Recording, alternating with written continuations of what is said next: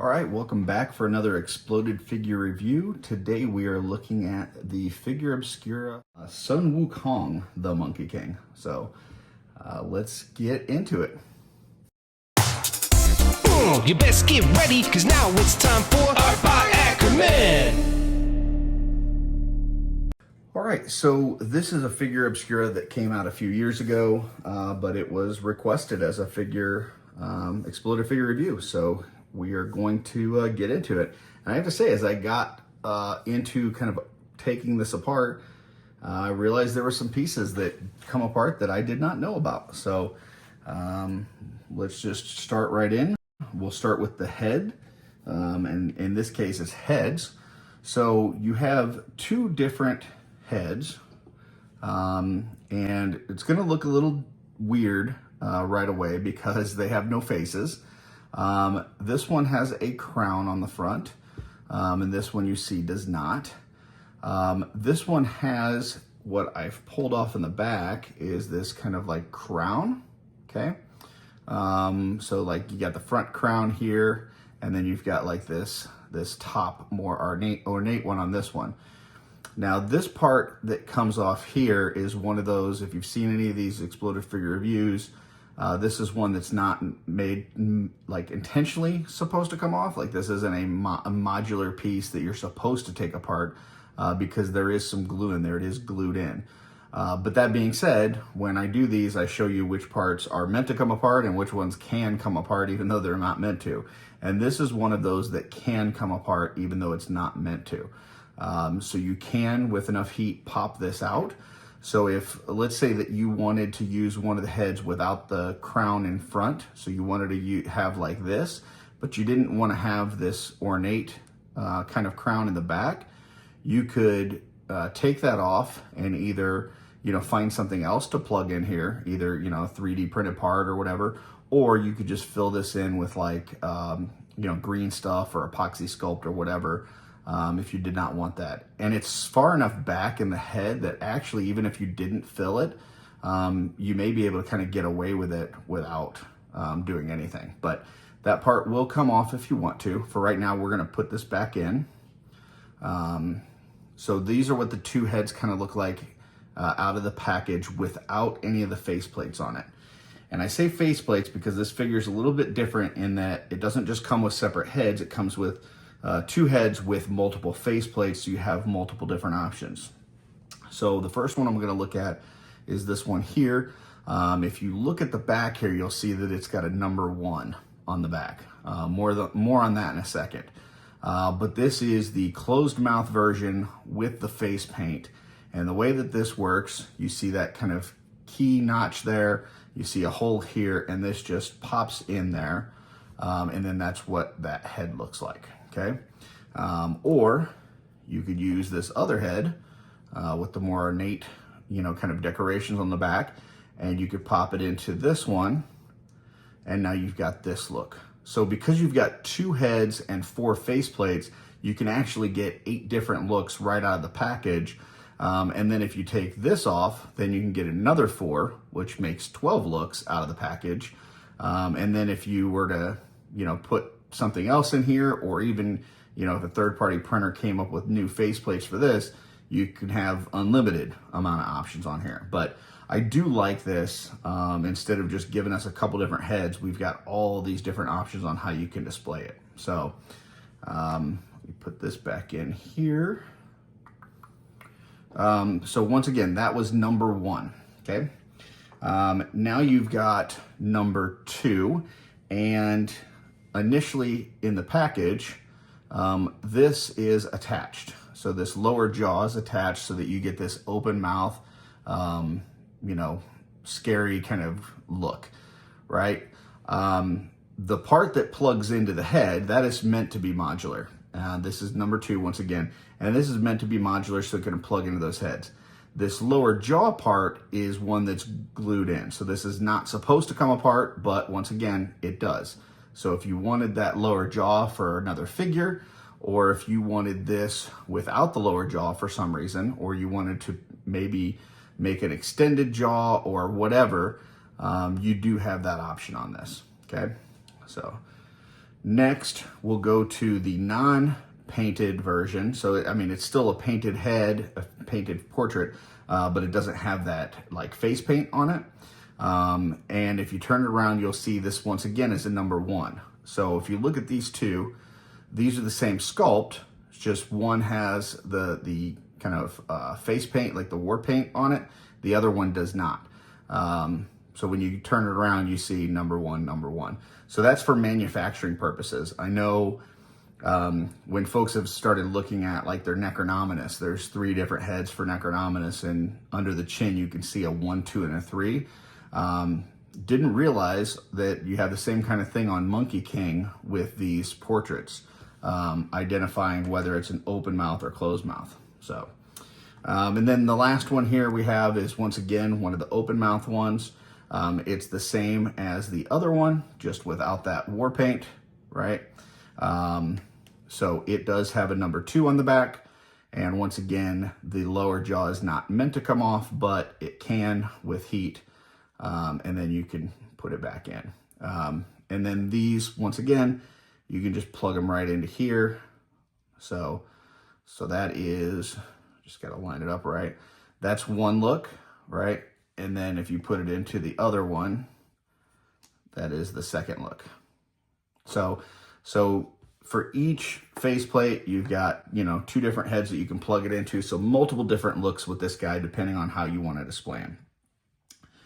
Moving down the figure, you've got these shoulder pauldrons, and they're really neat. I know when this figure first came out, just the overall look of this figure is pretty amazing. The amount of detail that's sculpted in here, all these little notches in here, the ornate detail like the eyes and the horns and the teeth and all that. Like it's just really well done. The sculpt on here is absolutely amazing. So there's a lot of folks, including myself most likely, that think that this may be their best figure that they've done to date, just in terms of overall quality. So, and then obviously you have another one on the other side, same thing, just the reverse of that. You then have this collar piece that goes over the torso. Neck goes inside, obviously. So this is, once again, kind of for this figure, it was a unique new piece. You can see the nice detail on here, a lot of paint hits with the gold and the black. Then the neck is a pretty basic armored neck. I have to think that if they did this Figura Obscura now, this would probably be a more like a furry neck, or something different than this. It's colored in the same skin tone color as the heads and stuff, but it is an armored neck. Once again, I think if they were doing this today, I don't think this would be an armored neck, but that's what you've got here. And then you've got these beads that go around his neck and hang there. So that's on there right from the start. And then you also have this soft good piece that goes over there as well. So this kind of hangs there. The beads go over it, and this goes over top. Neck comes up through the middle, and you kind of got that look right there. Moving down, we've got the torso. The torso has a chest plate. This is one of those pieces that is modular. It's meant to come apart in case you want to put a different chest plate in there. There's other figures that have these chest plates that you can plug into here, or there's also third-party ones that you can get. And this just pops in like this, and you can see, once again, quite a bit of ornate details, a lot of gem hits on here. You got some of those looks like turquoise color and red and gold and blue and everything. And just a lot of really good detail in here. So if this is something that you wanted to paint, definitely a lot of areas for your brush to catch. If you're dry brushing, and if you're painting individual paint hit details, there's just a lot of stuff there to get. So let's see, let's pop this back off, maybe. There we go. Just got to get it at the right angle. Okay, then you go down into the arms. These are kind of normal cloth arms that we've seen a few times. They were still fairly new when this figure came out, but just kind of your standard cloth arm here. Down into the elbow, same thing. And that's the same on both sides, left and right. For the bracer, this was also a new piece for this figure. You can see you've got kind of some straps or tassels hanging off here. A lot of ornate details sculpted in here. Another gem there on the side. So just, once again, kind of a new, unique piece. I don't even know if we've had this on another figure. I'd have to look, but, you know, still relatively a rare piece here. And then that goes down into the hands. And the hands are, they've got fur on the back of them, obviously. The underneath side does not, but a lot of like details, crevices, you know, wrinkles, nails, all that kind of stuff. So, you know, very monkey-like hands. This one has got a horizontal hinge. This one as well, horizontal hinge. And they're both gripping hands. And this is what it comes with right out of the package. But they do have alternate hands, which I'll just go ahead and show now. So you've got 2 more gripping hands with vertical hinges. So if you needed that hand to kind of do one of these with the weapon, you've got vertical hinges on these gripping hands. So 2 horizontal gripping hands, 2 vertical gripping hands. And then you've got these more open hands. So not completely open, but like kind of, it can grasp something, or reach out to like grab something with, you know, kind of claws. So you can do a few different things with this, and you've got one for the right and the left here. Moving down further, you've got covering, so you've got the torso piece that plugs into, the pelvis piece that plugs into the torso here. And then over that, you've got a few things actually. So you've got, we'll start off with the loin piece. You've got this and this. So this kind of hooks over this part here, and this plugs in like this. So you've got that look there, right? And then this goes over top of it here. And this part, well, this can go over here, and then this goes on top of that. Now, the only part in here that's not meant to come apart, really, is this is not meant to come apart from here. So this is supposed to be kind of kept together. There is a glue notch on, you see there's a kind of a notch here, and then like a key slot there, key slot here. And those were together and glued in. So that's supposed to be kind of kept together, but you can take them apart. And this is kind of the look you get, but you also have this plate that goes on the front. Once again, not a part that's meant to come off, but it does. It had some glue on it, and that was attached here. And then it had this upper face plate that attaches up here, up top, like so. So both of these plates were glued in, and this top piece was glued into this under piece, okay? So there's a lot of stuff going on in this waist, you know, from the pelvis itself to the soft good loin, the plastic good loin, soft good waist piece, plastic good waist piece, cover waist piece, and then face plate with the top part of the face. So that's just a lot of stuff going on. And then if you flip it to the back, there's this little kind of tie knot thing that was on here. Once again, probably not a piece that you're supposed to take off. It did seem like there was a little bit of glue on there tacking that on, but you can take it off if you want to. So, you know, in this one section alone, you've got 1, 2, 3, 4, 5, 6, 7, 8, 9 pieces that make up that waist. So that's just it's a lot of stuff. So there is definitely a lot to take apart here. If you're a 3D sculptor, there's some things that you could take advantage of and make new parts for if you wanted to, based on the attachments. And there's just a lot of soft goods. So if you didn't want to use those soft goods for this, you wouldn't have to. And actually, one thing that I was missing on there is this piece, which is another kind of, it's got a softer wire. It's not as stiff as some of the others, but this actually goes in through these loops and kind of hangs onto the waist as well. So if you count this, that's 10 pieces on that waist. So a lot of stuff going on the waist of this character. So depending on how you want to display it, what things you wanted to show, you could potentially just display it with just this part, not have this, and use that for another figure. You could potentially use these two and use the plastic loin piece and save the soft goods for another figure. You could use these two and the soft goods and save this loin piece for another figure. So just a ton of options as far as how you display this one and what parts you could then potentially use for another character.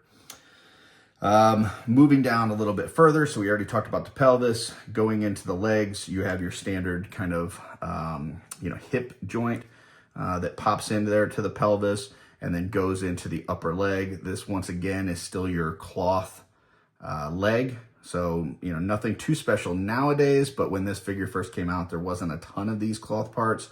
So it was a little bit more rare at the time, but now we've got quite a few figures that have those cloth parts. That then goes into these shins or lower leg, and these are pretty neat.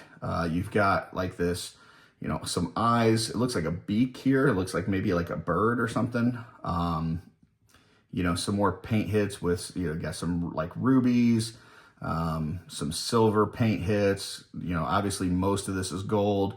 You've got some like red ties in the back. But yeah, pretty neat little shins here. They are a little bit shorter. I've seen some people use these to make dwarves with, because they're the shorter shins, kind of like the dwarves use. So there's that. And then going into the feet, you've got your standard ankle peg, which I have pulled out here. Big part obviously goes into the shins. The little part goes into the foot itself. And then you've got these really neat monkey feet here. So you've got, the fur on top, similar to the back side of the hands. You can see that the toes, you've got the one that's kind of out here to the side, very monkey-like. The other ones that are out front and more long, to where they could maybe grab some things. Looking underneath, you can see there's even some of that sculptural detail on the bottom that you're not going to see for the most part. Just really cool. I love these extra feet here. Other side, same thing, monkey foot.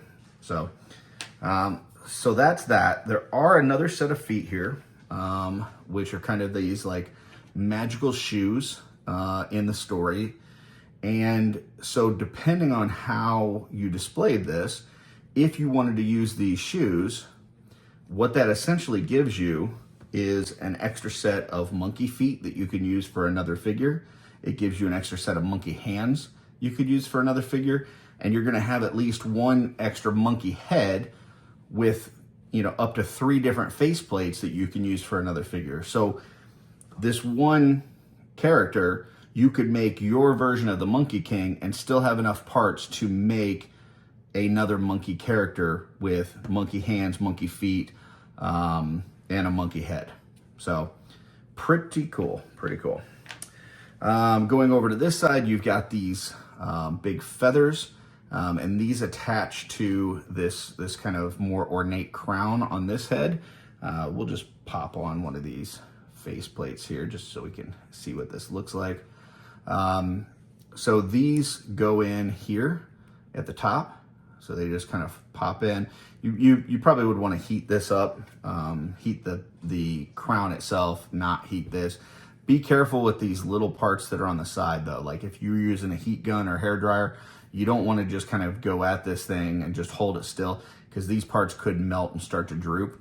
So you either want to use some hot water or just be careful, keep it moving and just not hold it in place on here for that. But You plug these little feathers in here. Like I said, when I go to put this all together, I'll actually heat this up, but you would put these in, and then, you know, you kind of have this look here where you've got the feathers coming off the back. So put those down. All right. Then you've got the tail. Now, one thing that I didn't actually realize till I just opened up my Necronominus is that the tail actually does come off of this plug that goes into the boom boom hole, which is what we call the hole in the back of the pelvis. You've got, you know, basically this plugs in here, and the way you want to do that, because if you just try to do this like this, you see it's going to be too tight. You want to heat up this part, not that part, right? So heat up the hole, don't heat up the peg. This peg has been known to snap off on people if you're not careful. But once you heat up this can plug in here. But if you do heat up this armored part, the tail actually can pull out from here. And the way I found this out was the Trapiculi has a very similar kind of thing where it's got this bone tail and this armored piece. And I noticed that you can twist it here. And I was like, well, if you can twist it, then surely that should mean that you can pop it apart. And yeah, you can. If you heat this up enough, you can pop this tail out. I haven't checked to see if this is the same size as the Trapiculi one, but I would guess that it is, to where you could probably put the bone one in this armor and switch the tails out if you wanted to. But there's that part. So let me put this back. I think this was here. So there's the armored piece that goes into the boom boom hole. And then for the tail itself, you can see a lot of sculpted hair along there. On the bottom side, you will see some holes as they are manufacturing that. I don't know the exact reason for the holes. I think it has something to do with making sure that there's not air trapped in there. But if there's somebody that knows, let me know in the comments. But basically, when you're putting this on your figure, you just want to try to conceal that by having those holes facing downward, having the sculpted hair side facing up, because this is a bendy tail. And so, you know, you can kind of move this and maneuver it however you want to get whatever look that you're looking for. I've seen some folks that, I think Anthony Housea was the first one that I saw do it, that you can actually like move the tail around and actually balance him on his tail, like with his legs crossed. It's a very sturdy wire in here. And so, you know, it can support the figure. Or you can just kind of use that bendy tail to make whatever look that you're going for as far as what you want his tail to do. You could even hang him from like a tree if you wanted to. If you had like a tree dial, you could probably wrap this around there and hang it from that. But yeah, really cool tail with the bendy wire in it. So there is that. Here we have the Peach in the story. A little bit different than peaches that we see on a normal basis. Excuse my painted nail. Been doing some painting this week, but it's white towards the top, pink towards the bottom. It is a very magical peach, and you know, plays into his story. I'm not going to give that away for you, but if you want to learn more, go to sourcehorseman.com and go to the Figura Obscura section and look up Monkey King, and you can read the story of this. But it's pretty interesting. So, but there you go. So if you go back to this hand that we were looking at earlier, you know, you could position that to where it's kind of holding this. It's not the easiest thing to do, but you can get it in there to where you can kind of hold that. You just kind of got to work at it a little bit, but you know, so once you do that, you can kind of get him to hold that peach like that. So it's a nice little hand to kind of grab things or hold things or whatever. Then you've got a couple different scrolls that he has, that he can keep with him, like on his belt, or he can hold them. Cause you've got this thing, the wired thing, so you can always wrap it around and kind of stick it in there. Let's see, then he's got a gourd here, that you can also hang from the you know, one of the belt. You could hang it from there, or you could have him hold it in one of those hands. And then final thing is this staff that he's got, and I did take the ends of it off. They do pop off, so you'll see there's kind of a peg there, opening on this side. you would just want to heat this part, and then you can, you know, take it off or pop it on. Pop it on here. And then that's what it looks like when it's all together. But because that does pop off, you could use these individually. So if you wanted to use this as a handle to some other sort of weapon, if you wanted to use this as some sort of, you know, item that they were holding or delivering, or an artifact or something, you could do that. If you wanted to take this staff and use the end and maybe attach something different to it, you could do that. So a few different options there. So, and I didn't take out the ankles on these feet because I did take it off on the monkey feet, but basically those ankles work the exact same way as those, so no real difference there. So just kind of recap, the things that are kind of meant to come apart, I won't touch on, but the things that aren't meant to come apart, I just want to touch on real quick. So like this piece here, once again, not meant to pop out. There is a little bit of glue there, but it can. So that's one part. The jaws on these, not meant to come off, but you can with a little bit of heat. Same thing with the jaw on this one. Same deal on that. Moving down on the waist piece, these two pieces are not kind of meant to come apart. They are tacked in with a little bit of glue. But those can come apart with some heat. This part is not meant to come off because that is glued in. This part is not meant to come off because that has some glue on it. And then this part on the back is not meant to come off because that has a little bit of glue on it. But all of those parts, once again, with heat can come apart, just not really intended to come apart. Let me put those back so that when we put this together in fast motion, you get the full experience. And was there anything else? I don't know that there was anything else that was glued per se. You know, this one is a little bit more tricky to come apart, so just be careful with that you don't break it. Same thing with the tail. It's not glued together, but it's a little bit more tricky. You just want to be careful not to break this little nubbin off. But, you know, this does come off with heat. There's no glue in there. And I think that's about it for this part. So I'm going to go ahead and cue up fast motion, and we'll put this whole thing back together. And let me take the face off here first. Let me take the jaw out. Take the jaw out. Take this part out of the head. That way when we do the fast motion, you get the whole thing. So I think that's about it. So when I go to put it back together, I think I'm going to use the open mouth with the face plate, or with the face paint on it, like the war paint. I think I am going to use the head with the more ornate crown on it, which means I will also use the feathers. And then I will probably have him holding the staff in one hand and holding the peach in another. And I'll probably use the more magic shoes on him. So, but that's really it for the torn apart version. So here we go for fast motion.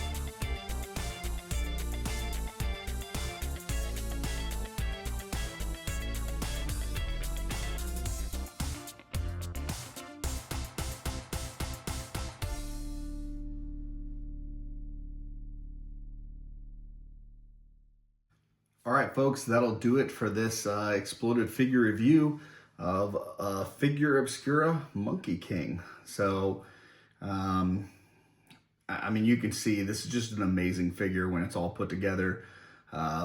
some expert work when it comes to the sculpt, the paint, and then if you read the story of Monkey King, if you're not familiar with it, it's just a really cool story to go with it as well. That's right, I recommended you read. So that may be a first for the channel.